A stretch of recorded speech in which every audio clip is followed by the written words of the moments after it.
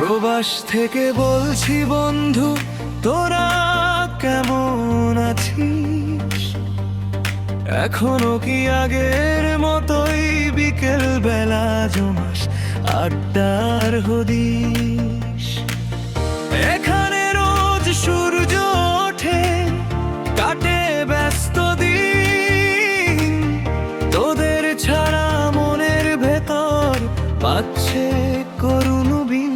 প্রবাস থেকে বলছি বন্ধু, তোরা কেমন আছিস?